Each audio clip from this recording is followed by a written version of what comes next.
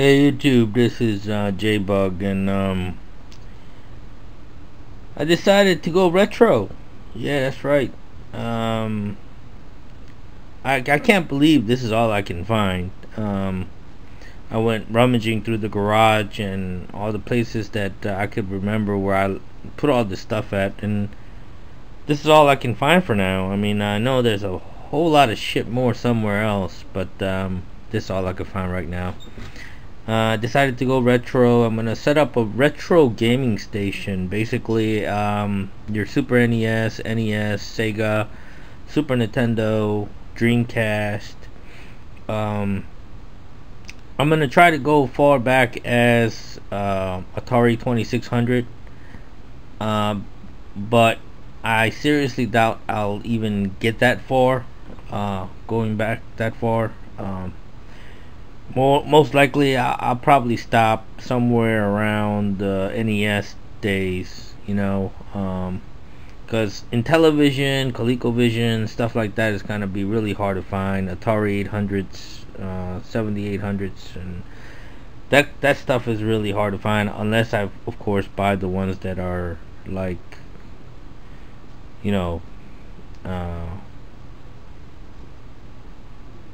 I don't know. I think they have ones that they make these days, new, that kind of have the games built in them. Unless I get one of those, I probably stop around the NES days gaming. So what I'm gonna do is show you what I have here. Okay, I have the N64. This stuff is pretty dusty right now. Controllers. Okay. Now I know I have a bunch of these N64 games lying around somewhere, and this is the only one I could find. Mario's, Super Smash Brothers. Really good game. Brings back a lot of memories. With my son. I mean, this game came out when my son was maybe 5 or 6 years old. So yeah. Memories. Alright, some light gun here for the PS1. Dreamcast. Alright, it's my Dreamcast. 2 Dreamcast controller and the Dreamcast down there. Let's see.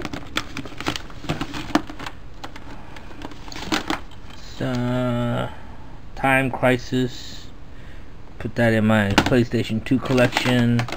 Ooh, another original Xbox game, Mortal Kombat, Deadly Alliance. Okay.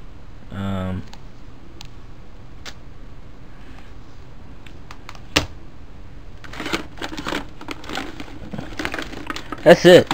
I don't know what the Dreamcast games are somewhere. I think it's with the rest of these N64 cartridges. So once I find those, my wife told me she put them somewhere. She just can't remember exactly. They're somewhere in the garage. But we're gonna we're gonna put all this together, and then I'm gonna order possibly a couple of retro systems, or I am probably going to order the Retron 3. The Retron 3 is the gaming console that plays NES, Super NES, and Sega Genesis games. And from the reviews that I've looked at, looks like a pretty decent system for retro gaming, and that's what I'm gonna get. And of course, I have the PlayStation 2 here that plays PlayStation 1 games. I also have the original PlayStation 1 console somewhere that is also MIA. So if I find that, game consoles that I pretty much gave away, the Sega Genesis system that I used to have, the Game Boy system, the NES, the original NES system, all those game consoles that I used to have, I either gave them away to my nephew, or they just became lost in the move around through the years.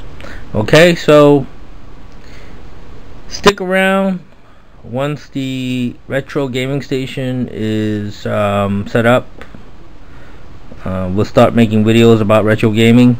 If you're into retro gaming and you have some good advice and how to start one and maintain one without spending a lot of money, or setting one up that is efficient. I don't want a bunch of junk laying around everywhere and a TV with a bunch of wires coming out of it.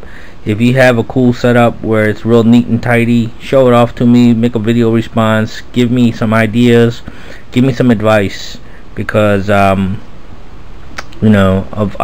I come from all of this era, I have never put it all together in one station. I think the closest I've ever come to putting a gaming station together was when I lived in my old condo.